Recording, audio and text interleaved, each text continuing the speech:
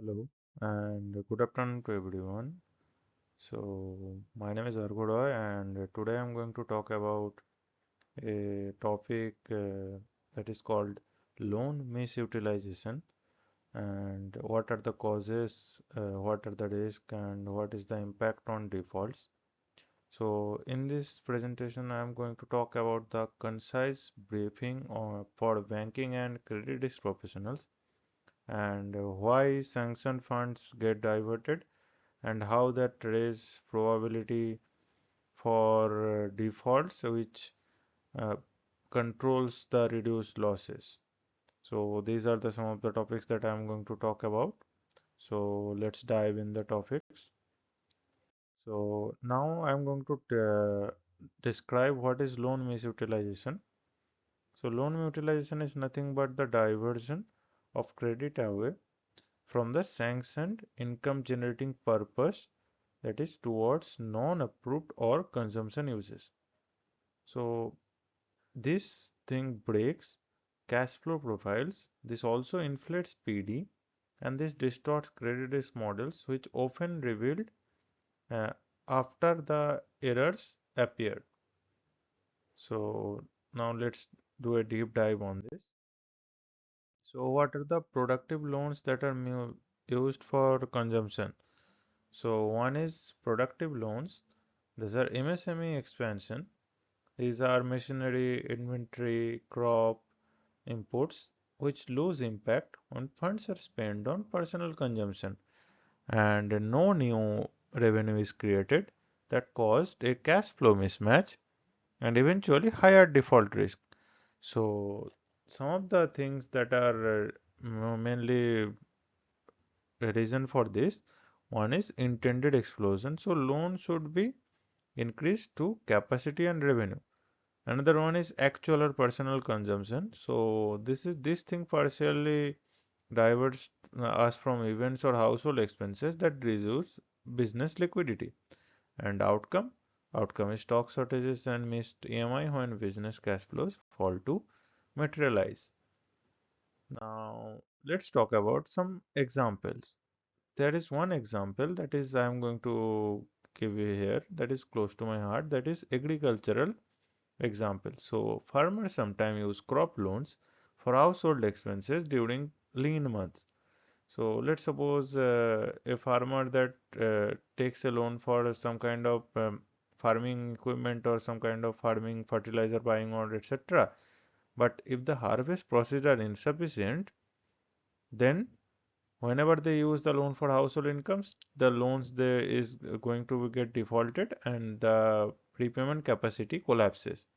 So this makes seasonal loans convert rapidly to NPAs. Next is inadequate monitoring. Those are the failure points. So one failure point is no post disbursement inspection or end use certification. Another one is weak stock and receivable verification. And next one is irregular financial statement review and GST reconciliation. And these are the major things that people ignore in the early warning signals that are unexpected withdrawals or support defaults. So these gaps delay corrective action and amplify provisioning needs. So next I'm going to talk about the financial illiteracy and misuse.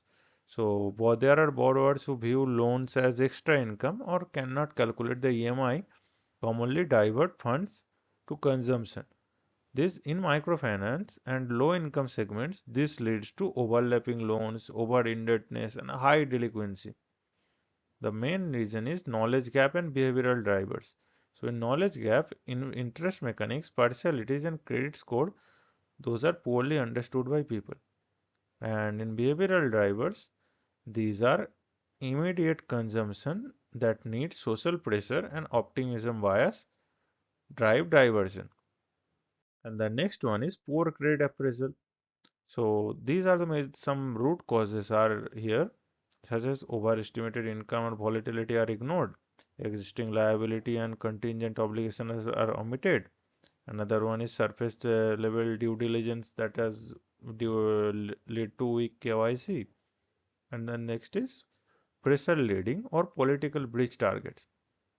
So inadequate appraisal selects high risk borrowers and that leads to structure that encourage misutilization. Next, what is the systematic implication of misutilization? So combined effect is higher MPAs, pressure on capital adequacy, reduced profitability, and tightened credit supply. These feedback loops can constrict leading and damage financial stability at portfolio level. Now, let's talk about a chart that framework that aligns with loan misutilization. And the major thing is low detection, remedial strength, high, and if we use strong credit appraisal and high detection, that leads to borrower empowerment. If we use regular monitoring, that's also use remediation strength, and we should also use technological control so that borrowers should be get empowered, and there should be financial literacy. Now, going to the practical control and the next step, that is we have to strengthen the appraisal. So we have to use cash flow lending, DTI limits, verified GST statement, reconciliation property, and other based stress test. Another one is verified GST and bank statement, reconciliation and personality based stress test. So the next one would be pro disinvestment monitoring, that is moderate and induced certification, periodic site visit, automated bank/GST feeds for real-time verification. And we should also educate the borrowers so that strong focus modules on EMI budgeting, consequences of diversion, and the responsible borrowing track completion. These should be monitored. Next is check and analysis. So we have to deploy AI for early warning system and traction monitoring and anomaly detection, which leads to officers being appears before those situation gets to escalate. So these are all from my side, and thank you for listening. I hope you have learned something from it.